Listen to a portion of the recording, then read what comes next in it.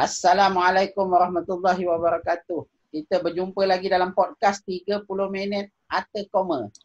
Kami dah janjikan bahawa kami akan langgar semua topik. Jadi hari ini sebenarnya memang topik yang sangat panas. Dan kita bawa orang yang betul bersama dengan kita. Saudara Ahmad Azri, seorang aktivis politik.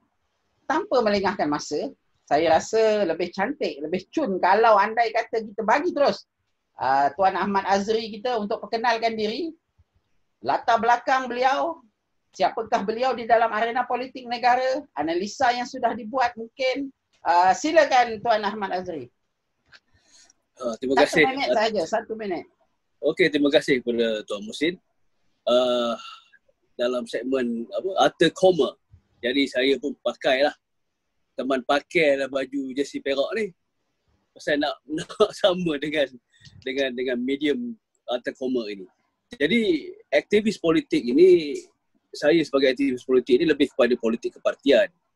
Cumanya saya tidak mahu menyebut mana-mana parti politik yang saya anggotai, mana yang tahu-tahulah. Tetapi cukuplah saya katakan yang keterlibatan saya bermula daripada tahun 1999 apabila saya menganggotai satu parti politik ini, yang ketika itu umur baya kita ni lahir tahun 80-an, yang ketika itu berumur 18 tahun. Jadi kita terdedah dengan apa yang dipanggil ledakan reformasi yang berlaku pada waktu itu. Lantas kita terpanggil dan kita sertai parti-parti politik, salah satu daripada parti politik yang ada di dalam negara pada waktu itu. Dan saya juga bergerak dalam parti politik ini bermula dari bawah sehingga saya pernah menjawat jawatan di peringkat pusat dalam kepimpinan pemuda dalam parti politik tersebut, dan kini saya masih lagi bergiat aktif dalam politik di peringkat cabang ataupun bahagian untuk parti politik itu. Umur saya sudah melangkaui usia muda mengikut definisi parti politik yang saya sertai, maka mungkin keterlibatan saya hanya di tahap usia yang lebih daripada 40 ataupun ialah dalam kelompok mereka yang lebih tua. Jadi itu sedikit sebanyak aktivis politik yang saya boleh terangkan untuk pendengaran mereka yang mendengar podcast pada malam ini. Aktiviti politik terkini Tuan Azri. Aktiviti politik terkini, saya masih lagi duduk dalam parti politik itu walaupun berlaku gegak gempita dalam parti itu, ada yang keluar parti, ada yang dipecat. Namun saya masih lagi dalam pada waktu ini kekal setia dalam parti itu, dan parti pun tak ada ambil apa-apa tindakan disiplin terhadap saya, dan saya rasa saya tak ada buat apa-apa kesalahan yang menyebabkan parti akan mengambil tindakan pada saya.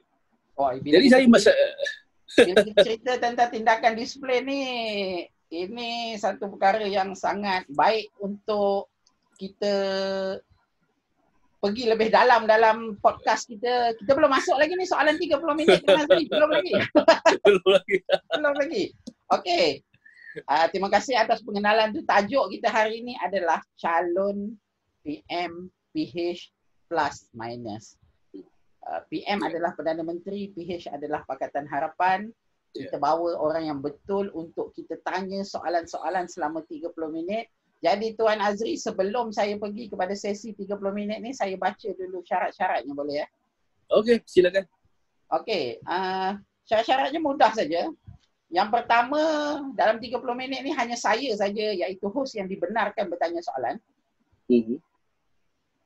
Kemudian rakaman ini akan diupload ke channel Atta Koma di YouTube dan akan menjadi milik umum. Bermaksud apa sahaja yang Tuan Azri perkatakan, cakap pada hari ini akan menjadi milik umum. Saya kena jaga tutur kata saya.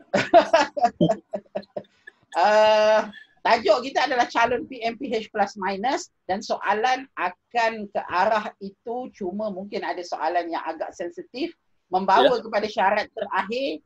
Saya harap Tuan Azri boleh bertahan sehingga habis. Boleh. InsyaAllah. Okey. Bersama saya ada timer Tuan Azri, jadi boleh kita mulakan sekarang. Okey. Silakan. Soalan saya yang pertama tentunya PH plus minus. Datang mana pula plus minus ni? Tuan Azri boleh terangkan tak? Rakyat Malaysia pun pening. Okey. Pakatan Harapan yang asal sebelum ada plus atau minus itu adalah terbentuk daripada gabungan 4 parti politik, iaitu Keadilan, Parti Keadilan Rakyat, Keadilan, DAP, Amanah dan Bersatu. Dan gabungan ini yang membawa Pakatan Harapan ini yang menang PRU 14 yang lepas. Dan kemudian berlaku pergolakan politik akibat daripada ketidaktentuan rotation, bukan rotation, kesinambungan jawatan Perdana Menteri, seperti mana ada yang dikatakan dijanjikan 2 tahun dan kemudiannya Datuk Seri Anwar Ibrahim akan menjawat jawatan tersebut. Dan kemudian berlaku langkah syarikat dan sebagainya. So, pecah Pakatan Harapan. Di mana separuh daripada kekuatan pimpinan utama Keadilan keluar dari parti ataupun telah dipecat, di mana di satu bagi pihak dibelah Bersatu, sebahagian besar daripada pimpinan utama Bersatu menyingkirkan 5 beberapa kerat pimpinan dan juga utama, iaitu pengurusi Bersatu sendiri, iaitu Tun Mahathir, menyingkirkan 5 orang ini daripada parti. Jadi mereka kononnya masih lagi yang dah tersingkir ni, Dr. Mahathir dan kawan-kawan ini kononnya masih lagi menjadi anggota Bersatu dan fight di mahkamah dan akhirnya gagal. Lantas keluarlah istilah PLUS. PLUS ini mewakili kelompok Tun Dr. Mahathir. Ya, yang terdiri daripada Tun sendiri, anak dia Mukhris, Syed Saddiq, Ahmaduddin Hamzah dan Dr. Mazli Malik. 5 kekuatan ahli parlimen yang dalam PLUS ni lah. Dan mana datang minus ni pula? Minus ini muncul apabila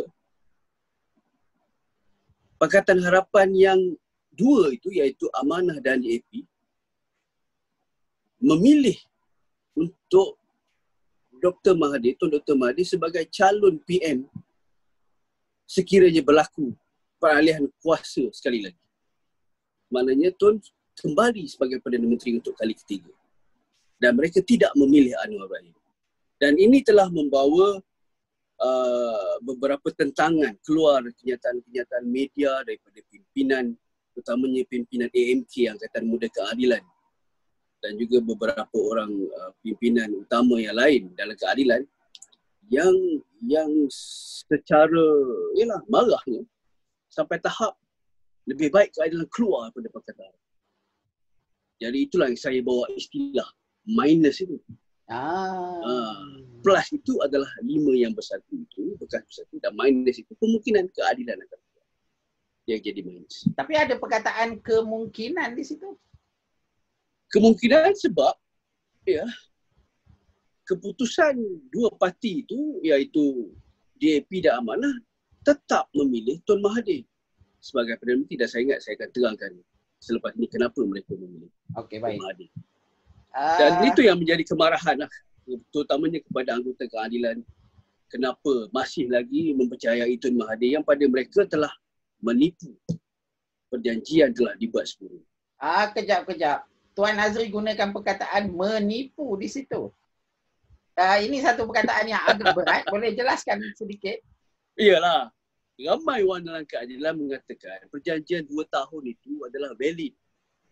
Di mana Tun pegang jawatan Perdana Menteri selama 2 tahun dan kemudiannya akan diserahkan kepada Datuk Seri Anwar Ibrahim. Tetapi ada pula di kelompok yang lain mengatakan tidak ada wujud perjanjian itu sebegitu rupa. Bahkan seingat saya, mantan setiausaha Pakatan Harapan sendiri, iaitu Saifuddin Abdullah, YB, Datuk Saifuddin Abdullah, sendiri menyatakan tidak ada perjanjian seperti itu. Namun di peringkat yang lain mengatakan ada perjanjian itu. Jadi kita pun tak pernah tengok dokumen perjanjian itu. Tak tahu nak kata ada ke tak ada. Hanya mereka saja yang tahu. Okey, baik. Jadi maksudnya perkataan penipuan ini datangnya daripada kem PKR. Daripada kem keadilan. Kem keadilan. Okey. Sebelum kita pergi lebih dalam lagi, kita nak juga tahu dah kenapa pula PH, tak kisahlah plus ke minus ke, nak calonkan nama seorang Perdana Menteri dalam keadaan sekarang kerusi parlimen menyebelahi kepada Tan Sri Muhyiddin Yassin. Sekurang-kurangnya itu yang rakyat nampak. Rakyat nampak bahawa Tan Sri Muhyiddin Yassin adalah Perdana Menteri sekarang. Jadi apakah kejadahnya Pakatan Harapan plus minus nak mencalonkan seorang Perdana Menteri, Tuan Azri? Silakan. Dia begini, selepas berlakunya langkah Sheraton dan juga tertubuhnya Kerajaan Perikatan Nasional, ketika itu terdapat ketidaktentuan numbers atau jumlah ahli parlimen yang berada di mana-mana pihak. Perikatan mendakwa dia ada sekian-sekian. Pakatan mendakwa dia ada sekian-sekian. Tetapi adakah numbers itu betul wujud? Dan dia kena dibuktikan. Justru dibuktikan di mana? Dibuktikan di Dewan Rakyat. Itu sebab Tun Dr. Mahathir hantar usul undi tak percaya kepada Perdana Menteri. Bila ada usul itu adalah undian, daripada situ kita nampak. Dan juga kita walaupun tidak ada usul, tetapi saya ingat pada bulan lepas ada sidang 1 hari. Ya. Sidang 1 hari itu terpaksa dibuat juga kerana kalau tidak sudah lebih penangguhan telah lama, dan kalau ikut perlembagaan sudah tidak boleh ditangguh. Jadi dia kena buat sidang juga, tapi sidang itu ini kebijakan pimpinan Perikatan Nasional, bukan kebijakan Perdana Menteri sendiri. Dia buat sidang 1 hari hanya ucapan yang di-Ketua Agung. Tidak ada sebarang usul bersetuju dengan ucapan yang di-Ketua Agung. Tak ada. Agung datang, bagi ucapan, balik. Tapi sitting yang berlaku kat situ, sitting dalam Dewan Rakyat itu telah membuktikan bahawa Tan Sri Muhyiddin Yassin, Kerajaan Perikatan Nasional hanya ada kelebihan 2 ahli parlimen. Dua pun majoriti, Tuan Azri. Dua pun majoriti. Dua. Memanglah 2 pun majoriti, tapi 2 itu boleh ditiup angin, ditiup badai. Dia kata pelanting. Kesana kemari, kesana kesini. Pak kata Tan Sri Muhyiddin. Dan benda itu perlu dibuktikan sekali lagi. Lantas Pakatan Harapan berpandangan, kalau sekiranya ada deal-deal politik di belakang yang boleh dibuat, kemungkinan Pakatan Harapan akan mendapat jawatan memegang kerajaan kembali, dan somebody daripada Pakatan Harapan akan menjadi Perdana Menteri jika calon Perdana Menteri yang ditawarkan oleh Pakatan Harapan itu diterima oleh majoriti ahli-ahli parlimen. Jadi isunya tidak diterima. Apa yang tidak diterima? Calon PM itu sekarang ini tidak ada nama yang diterima oleh majoriti ahli parlimen Pakatan Harapan. Menurut Pakatan Harapan, mereka ada peluang, slightly chances, if they pick Tun Dr. Mahathir sebagai calon Perdana Menteri. Kerana apa? Boleh saya jawab? Boleh saya teruskan? Betul-betul. Sebab sekarang ni kita akan masuk untuk menilai Tun M, Anwar Ibrahim dan Syafi'i Abdal. Jadi silakan dengan Tun M dulu. Silakan. Okey. Kenapa Pakatan Harapan memilih Tun M? Kerana dengan Tun M, dia akan boleh bawa warisan. Warisan dia ada kerusi dalam 9 ahli parlimen. Saya ada data kat sini. 9 ahli parlimen. Dan dengan 9 ahli parlimen, kemungkinan besar Tun boleh mendapatkan sokongan 19 ahli-ahli parlimen daripada gabungan Parti Sarawak. GPS. Kita tahu sejarah hubungan baik Tun ketika menjadi Perdana Menteri penggal yang pertama dulu bersama dengan Ketua Menteri Sarawak pada waktu itu, Taib Mahmud. Ya, betul. Orang Sarawak panggil Tok Pehin. Ya. Kerana jadi governor Sarawak. Tapi dan Taib Mahmud masih lagi membawa pengaruh besar dalam politik Sarawak. So kalau Tun berjaya deal dengan Taib Mahmud, dia boleh mungkin dapat 19 GPS, ahli parlimen GPS. Dan pada ketika itu mungkin dia cukup numbers dia. Tetapi dengan sokongan keadilan dulunya ada 50 dan sekarang tinggal 38. Setelah ada yang keluar parti sebagainya, tinggal 38. Tapi still satu kursi ketumpukan yang besar dalam gabungan Pakatan Harapan. Jika Datuk Seri Anwar Ibrahim setuju. Tetapi Datuk Seri Anwar Ibrahim tak setuju dengan Tun. So kalau tak nak saya, tak apalah. 38 ni hak saya. So hang ambil lah hang punya 19 dengan hang punya 9 tu, hang boleh pergi mana? Kita cakap lorak cerut Tok Kun sikit lah. Jadi selepas Tun M, tadi ada Tuan Azri berkatakan tentang kenapa Amanah dan DAP memilih Tun M. Adakah disebabkan oleh yang tadi tu, GPS dan warisan atau ada sebab? Tak, iyalah. Itulah sebabnya. Okay. Kerana Tun boleh membawa warisan. Warisan dah jelas. Warisan hanya akan masuk sekiranya bersama Tun. Tun sebagai calon PM. GPS tak jelas lah. Tetapi GPS dah jelas, dia menolak Anwar Ibrahim. Baru ni Anwar turun ke Sarawak, ke Kuching selepas dah boleh terbang apa semua. Naik, saya difahamkan naik pesawat jet pribadi. Tak ada siapa yang melayan sampai di Kuching. Pimpinan GPS. Saya dengar hanya 12 unggah embas saja yang datang melayan Datuk Seri. Okey, ada kawan saya di Facebook mengatakan bahawa berehatlah Tun Mahathir, sudah terlalu tua dan kali ketiga bukanlah satu agenda yang baik untuk orang seumur itu. Kita komen sikit Tuan Azri. Kita kena ingat, Tun ni bukan macam moyang atuk kita. Umur dah macam tu memang lupa dah bab-bab duniawi ni kononnya. Mungkin dah nyanyuk. Orang kata Tun ni apa dah nyanyuk kan? Orang yang membaca ni tak susah nak nyanyuk. Tun tak nyanyuk. Dan dia masih pegang a good command dalam negara. Dia godfather, living legend. Kan? Apa nak kata apa lagi? Raja dan life. Wah, kalau Tun Mahathir adalah godfather dan living legend, calon kedua Anwar Ibrahim.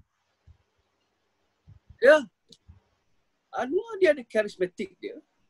Dan dia pegang ahli parlimen yang banyak, 38. Berbanding DAP, DAP ada 42. 38 satu yang banyak juga. Cumanya dia tidak dapat sokongan sekarang ni. Dan dia even Amanah dan DAP juga tidak menyokong dia sebagai calon Perdana Menteri. Cuma walaupun tidak sokong, dia dah beritahu, mereka kata Tun maksimum 6 bulan. And then change to Anwar. Which is this time, dia orang akan buat secara betul-betul valid agreement. Dan Tun akan resign lepas sigman and then bagi pada Serana. Dia orang nak buat very detail dalam agreement. Kabarnya Tun tidak bersetuju. Tun setuju.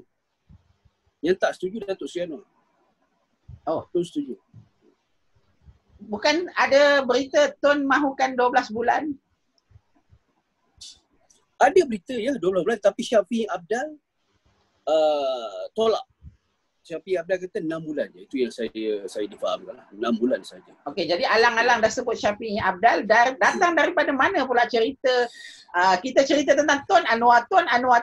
Tiba-tiba 3 hari lepas Syafiee Apdal. Silakan. Jadi setelah ada ketegangan antara dua calon itu, dua-dua tak mahu kalah. Lantas wujud satu idea. Kenapa tidak untuk kali ini kita mencipta sejarah dengan mencalonkan nama calon Perdana Menteri daripada Borneo. Dan ialah yang dilihat ada pengalaman, ada kekuatan politik adalah Syafiee Apdal. Dan ialah mungkin deal yang boleh diterima oleh keadilan dan sebagainya. Dan Anwar masih lagi calon TPM. Tetapi itulah ada pula TPM 2 iaitu Mukris. Jadi orang kata apa ni tu ni tak settle lagi, masih lagi nak pilih Okey, tapi Tun dah jelaskan dalam tulisan dia di Facebook yang itu adalah pilihan Pakatan Harapan, iaitu Amanah dan DAP, bukan pilihan dia. Dan saya Jadi ingat daripada 3 calon ni, rasanya kalau sekarang ini lomba lari di kalangan ahli parlimen PH tu sendiri, pada pendapat peribadi Tuan Azri, siapa yang mendahului? susah nak kata. Ini bukan satu larian 100 meter. Siapa yang sampai dulu, dia menang. Ini larian yang berliku, penuh kelicikan dan penuh intrik, ada di depan dan belakang. Pada saya, akhirnya sia-sia je. Oh. Akhirnya sia-sia. Okey, sebab dah ada perkataan akhirnya sia-sia tu, saya nak tanya, selain daripada Tun M, selain daripada Anwar, selain daripada Syafiee Apdal, selain daripada nama 3 orang ni, sebab kita pernah alami, Malaysia pernah alami sebelum ni, tiba-tiba Tan Sri Muhyiddin Yassin dicalonkan dan rakyat kemudiannya rasa macam terkejut tapi akhirnya menerima. Yeah. Selain daripada 3 nama ni, Tun M, Anwar, Syafiee, daripada analisa Tuan Azri sendiri yang dah 21 tahun dalam politik, ada tak nama lain di dalam Pakatan Harapan plus minus? Tak ada. Kalau kita lihat, kalau kita lihat dalam Amanah, adakah kita nak Mak Sabu jadi Perdana Menteri kita? Kenapa Tuan Azri menimbulkan persoalan macam tu? Tak ada lah. Yalah, tanya logik. Kalau kita tanya rakyat di bawah, adakah mereka nak Mak Sabu sebagai calon Perdana Menteri? Mungkin sudah sampai masanya Perdana Menteri di kalangan orang Cina, Tuan Azri? Daripada DAP mungkin? Perlembagaan kita tidak memungkinkan Cina jadi Perdana Menteri. Oh, okey, baik. Tapi isunya adalah perlu namakan sekarang ke? Sebab kita nak akan berhadapan dengan mungkin dalam 2 tahun, setahun setengah PRU 15. Saya rasa dah sebenarnya Ya, silakan. chances untuk dapat tu dah tak ada dah. Chances untuk dapat sebelum PRU 15 maksudnya? Maksud saya chances untuk dapat, chances Pakatan Harapan untuk grab sokongan ahli parlimen, untuk tukar kerajaan balik, dah tak ada. Sekarang lah maksudnya? Sekarang ni dah tak ada. Okay. Sebabnya Tan Sri dah settle down dengan semua ahli-ahli parlimen. Boleh kata ke semua ahli-ahli parlimen mendapat jawatan GRC masing-masing. Tak kira parti apa. Semua dah dapat. So apa lagi kesetiaan yang perlu mereka berikan kepada orang lain buat apa? Baik setia pada Tan Sri. Dan hari ini, ni yang latest, tadi, keseluruhan kebanyakan parti-parti politik, utamanya daripada UMNO, PAS, betul. dan juga Sarawak. GPS, Sarawak di Sabah, semuanya menyatakan sokongan penuh kepada Tan Sri. Dan saya fikir dengan sokongan penuh tu, Tan Sri tak perlu buat pilihan raya dah. Dia dah ada numbers. Kemungkinan lah, itu bacaan saya lah. Kerana proses nak buat pilihan raya ni, kita kena ada perbincangan, pengagihan kursi antara parti dan perbincangan ini adalah very, very noisy dan takkan mudah untuk diselesaikan. Kita tambah perikatan ni banyak parti dalam tu. Takkan mudah. Yang dulu Pakatan Harapan ada 4 parti pun kecamuk nak pilih. Ada kadang-kadang ada 1-2 yang bertembung. Tambah yang ini. Masing-masing ialah nak kata dia kuat masing-masing. Jadi ianya akan masa yang lama dan susah nak settle dalam tempoh 3-4 bulan ni. Kalau betul lah pilihan raya pada hujung tahun. Rasa macam masa ni cepat sangat. Kita tinggal 11 minit lagi. Jadi saya nak lompat. Kita cover baru sikit. Baru sikit.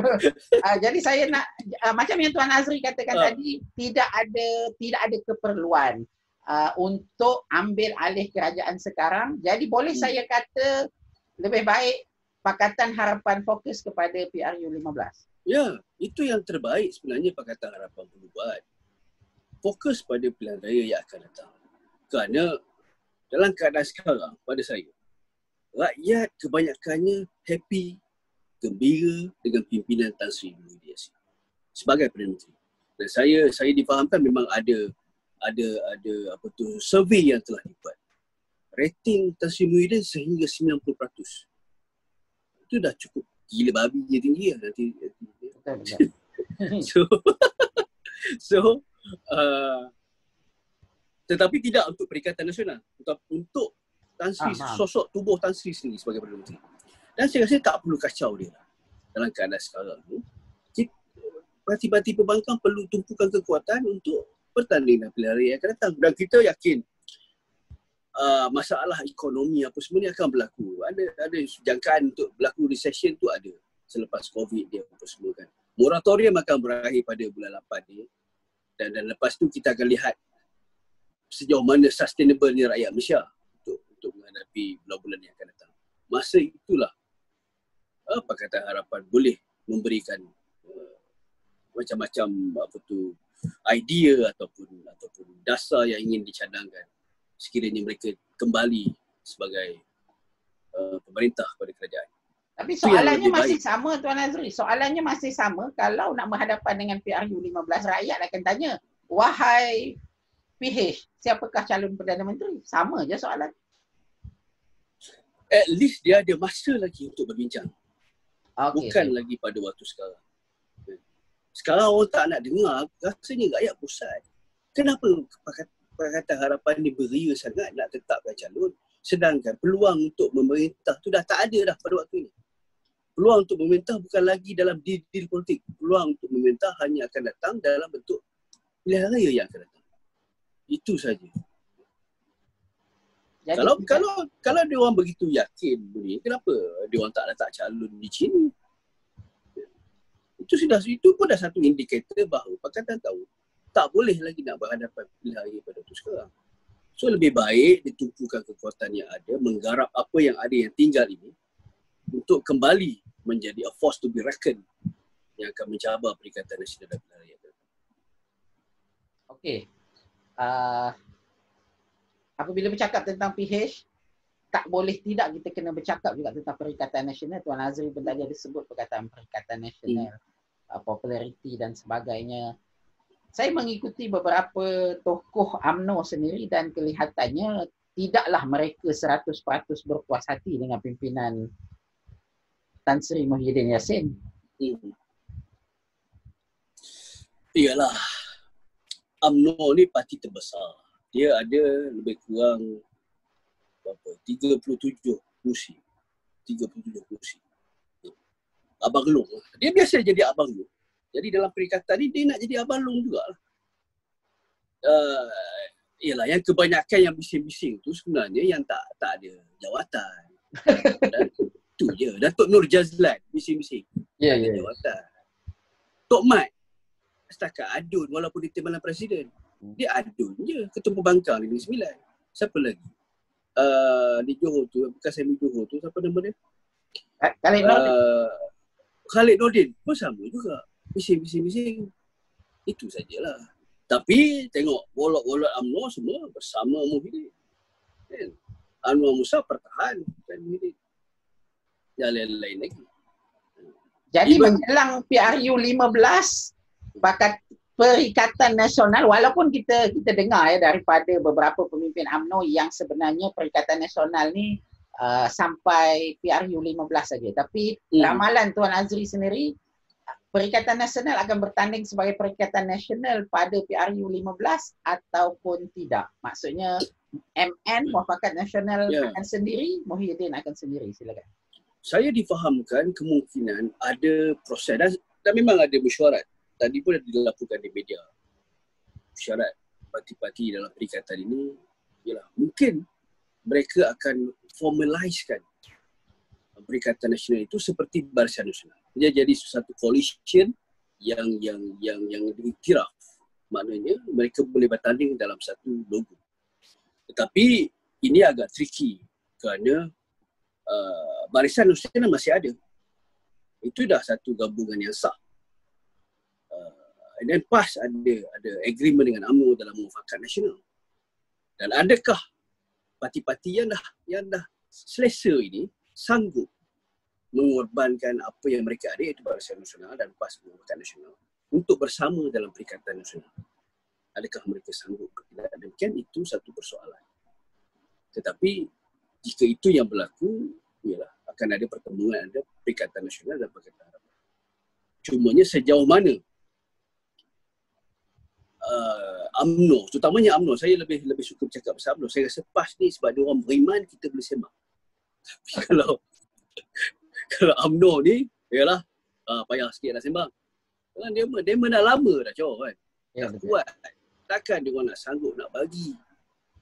Tak mana yang nak fight dengan dia orang ni pun yang terpaksa serahkan sebahagian kekuasaan itu juga adalah kepada Bersatu. Sebenarnya saingan mereka. Kerana dua-dua itu adalah parti yang memang memperjuangkan hak orang Melayu. Kita akan lihatlah sejauh mana benda itu akan berlaku. Akan ada pertempuran kerusi antara Bersatu dan UMNO. Kalau ada pertempuran kursi, apa guna jadi Perikatan Nasional? Perlu ada deal yang baik. That's why baru-baru ni kalau perasan 3-4 hari lepas keluar senarai kononnya calon. Ya, betul. Kan? Melompat orang UMNO tadi. Bagaimana, kenapa Bersatu dapat 50 kursi untuk tanding? Melompat. Walhal itu benda tu fake. Tetapi pada saya, Betul. siapa yang buat benda tu, memang dia cekap lah. Dia tahu senario politik. Bahkan ada satu calon tu, memanglah. Memang next pemilihan pilihan raya umum dia akan bertanding kat situ. Macam mana dia tahu So saya rasa seolah-olah yang buat orang tu adalah satu cyber yang sebenarnya dalaman juga. Itu saya rasa lah. Kita nak kata reaksi, nak lihat, nak orang kata test the market, nak kocak air tu sikit, tengok macam mana reaction. Dan kita nampak lah UMNO melompat. Tahulah. So itulah kesukarannya. Itu perlu ada kebijaksanaan pimpinan utama di kalangan parti-parti politik dalam Perikatan Nasional. Jadi sebenarnya Perikatan Nasional ini tidaklah sekukuh seperti yang dilihat juga sebenarnya. Tidak kukuh. Rapuh. Pakatannya rapuh. Loose coalition. It's not registered coalition. There is a loose coalition yang any deal yang dikatakan tidak akan menguntungkan mana-mana pihak, mungkin parti itu akan keluar daripada coalition itu. Jadi masalah Pakatan Harapan sekarang ini berhadapan dengan Perikatan Nasional yang sebenarnya tidak kuat, tapi Pakatan Harapan sebenarnya musuhnya adalah diri sendirilah sebab dia tak dapat lantik Perdana Menteri. Mereka tak habis-habis bercakap soal calon Perdana Menteri. Sudahlah tu. Sudah, enough is enough. Move forward. And kembali menjadi pembangkang yang kuat seperti mana sebelum PRU 14 ni. Dapatkan kesepakatan antara pimpinan-pimpinan utama dalam Pakatan Harapan. Itu lebih utama sebenarnya daripada asyik bersembang pasal calon Perdana Menteri. Apa benda ni? Tak habis-habis. Muak lah orang tengok. Ya, betul. Dia macam ibarat Mak Jenin panjat pokok lah. Okey, baik. Belum sampai atas lagi dah fikir nak petik kelapa yang mana apa semua. Betul setuju. Tapi kita ada 2 minit 15 saat lagi lebih kurang. Kalau andai kata Pakatan Harapan dapat menyelesaikan masalah Perdana Menteri sebelum PRU 15 dan Perikatan Nasional dengan populariti Tan Sri Muhyiddin Yassin sekarang andai kata tidak berpecah, maksud saya PH ada calon Perdana Menteri, Perikatan Nasional tidak berpecah dan setuju Muhyiddin Yassin terus memimpin. Pada perkiraan saya pun masih susah Pakatan Harapan hendak menumbangkan Muhyiddin Yassin. Betul. Kerana kita perlu lihat undi Melayu akan menjadi penentu. Dan kalau Perikatan Nasional berjaya menyelesaikan perkongsian untuk bertanding mana-mana seat yang majoriti Melayu yang pastinya akan direbut oleh Bersatu, PAS dan UMNO. Kalau mereka dapat selesaikan sesama mereka akan menang. Kerana dalam pilihan raya 2014, pilihan raya yang ke-14 sebelum ini, kan ada pertemuan 3 penjuru. Kalau dicampurkan undi UMNO dan PAS, pasti salah satu tu akan menang. Kalau diorang ni bergabung.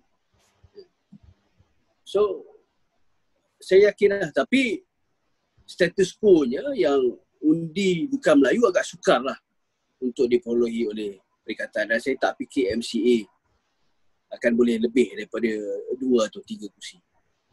DAP masih lagi cukup kuat dalam kelompok masyarakat Cina. Dan yalah, mix seat mungkin lah. Keadilan akan dapat kursi itu, tetapi jika Perikatan dapat menunjukkan calon yang kuat, atau mungkin X keadilan, Tak tahu mungkin ada parti baru ke ataupun mereka bersama dengan Bersatu ke, dan mungkin Bersatu akan buka keanggotaan seluruh kaum kepada partinya. Mungkin dia akan jadi parti multiracial yang sama kuat dengan keadilan. Okey, soalan terakhir Tuan Azri. Dia kalau sembang politik ni sebenarnya tak cukup 30 minit, tak cukup, tapi kita akan panggil lagi untuk apabila keadaan berubah. Sekarang ni keadaan seperti sekarang, bila keadaan berubah kita akan panggil lagi Tuan Azri untuk komen.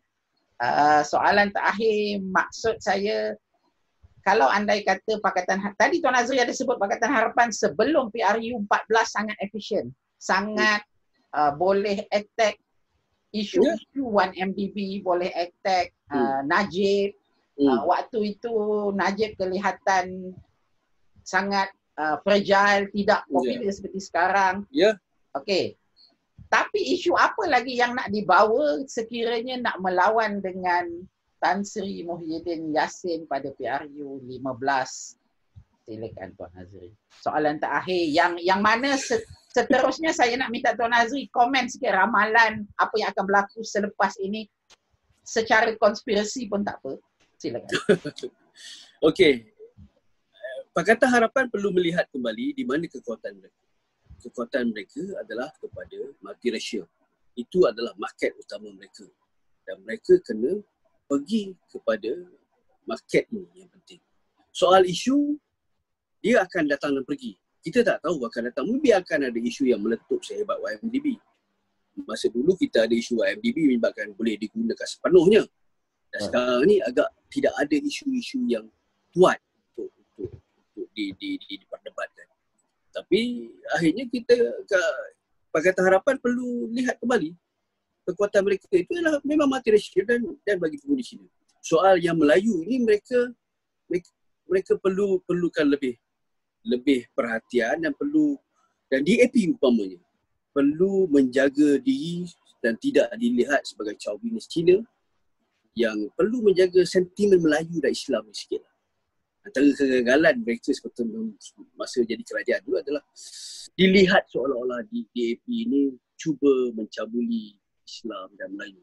Dilihat saja satu benda yang spekulasi, tak betul sangat. Tapi dimain-mainkan sebab kesilapan pimpinan mereka sendiri. Dan satu lagi, undi 18 tahun. Ini yang paling penting.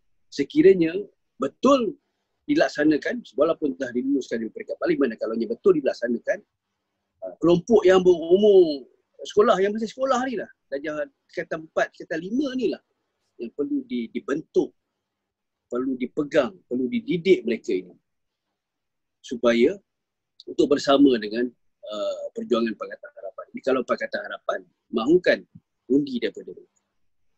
Tapi kita ingat kelompok inilah yang popular di kalangan Najib, yang muda-muda ni bosku-bosku kan. Walhal ialah itu kita boleh sembang dalam tajuk lain. Okey, untuk meneruskan apa yang akan berlaku selepas ini, pada bulan ini adalah sidang parlimen. Kita lihat sama ada perkara pertama yang dibuat adalah pertukaran speaker. Usul akan dibuat untuk tendang speaker dan ganti dengan speaker yang baru. Ada yang kata pengurusi SPR Azhar Harun akan menjadi speaker parlimen. Sesuatu yang agak menarik juga lah. Harun ini dikenali dulu sebagai orang kuat Pakatan Harapan. Adakah penerimaan, bagaimana pula penerimaan UMNO terhadap Harun? Dan kemungkinan besar saya rasa usul undi tak percaya kepada menteri itu akan gagal. Sama ada tidak langsung dibentangkan, atau kalau dibentangkan buat malu saja. Sebab kalau biasanya dalam kebiasaan demokrasi berparlimen ini, apabila seorang bawa usul dan usul terkalah, dia akan menguji. Sepatutnya lah. Takkan, tapi Malaysia ni biasanya tak malu. Dia akan buat usul terbaiknya. Terima kasih, sudah selesai dalam 30 minit. Saya terima kasih banyak-banyak kepada Tuan Azri. Okay, terima kasih kerana jemput saya. Ya, dalam keadaan daripada apa yang Tuan Azri kupas sebentar tadi, sepertinya musuh Pakatan Harapan bukan Perikatan Nasional tetapi Pakatan Harapan sendiri, Tuan Azri. Ya, itulah musuh. Boogeyman mereka adalah mereka sendiri. Selagi ya, calon Perdana Menteri itu masih lagi diwar-warkan, diperdebat, itu membuang masa dan menyebabkan pertelagahan antara mereka semua ni. So, lebih baiklah lupakan saja dan mara ke hadapan, move on untuk pilihan raya yang ke-15. Sebagai penutup Tuan Azri ada dua option. Sama ada mungkin Tuan Azri boleh nak bagi tahu kepada viewer Atta Koma Podcast bagaimana nak follow Tuan Azri sekiranya Tuan Azri selesa berbuat begitu. Ataupun yang keduanya mungkin kata-kata akhir dan harapan untuk politik Malaysia secara umum, tidak kira parti. Silakan. Okey. Nak follow saya, bolehlah pergi ke Facebook saya lah. Ahmad Azri. Search Ahmad Azri adalah muka saya kot. And then pada saya, harapan saya untuk politik Malaysia ni, saya rasa kita kena lihat politik ini adalah untuk rakyat, bukan untuk kepentingan diri sendiri. Selagi mana kita memikirkan hanya kepentingan diri sendiri, selagi itu kita bercakaran untuk mendapat berkuasa. Kalau kita berfikir untuk kepentingan rakyat, wak imah siapa pun yang duduk, niatnya untuk membantu rakyat, kita kena sokong. Bukan, yalah. Tapi Malaysia ini masih lagi bermasalah kita memilih atas dasar parti dia, bukan atas dasar peribadi calon ataupun keterampilan yang ada pada calon itu. Saya rasa itu perlu berubah. Kita memilih calon yang benar-benar mahu membantu rakyat, yang benar-benar mahu membawa negara ini ke arah yang lebih baik. Dan dengan ini, saya rasa on that note, kalau ada pilihan raya pada hujung tahun ni, rakyat perlu buat pilihan yang bijak. Pada saya, tidak perlu lagi memilih calon berdasarkan kepada bendera parti apa yang dibawa. Tetapi apa yang hendak dilaksanakan sekiranya dia menang dan kepribadian dan keterampilan yang ada pada diri dia. Maksudnya pilih calon dan bukan pilih parti? Bukan pilih parti. Terima kasih Tuan Ahmad Azri, aktivis politik yang sudah 21 tahun bergelumang di dalam naik turun politik negara. Terima kasih juga kepada yang mengikuti. Subscribe kerana selepas ini, subscribe channel ini kerana selepas ini ada banyak lagi podcast dan ada pelbagai topik lagi. Dan ini adalah sebenarnya kali pertama Tuan Azri kita menyentuh topik politik. Nah, itulah biasa makan doyan kan. jadi ini kali pertama sebenarnya. Dan sudah tentu apabila kita pergi kepada topik kedua, ketiga yang berkaitan dengan politik, kita akan pergi lebih dalam lagi dan lebih ganas lagi Tuan Azri. Yeah. Terima kasih banyak-banyak kepada Tuan Azri. Terima kasih kepada yang mengikuti. Assalamualaikum warahmatullahi wabarakatuh.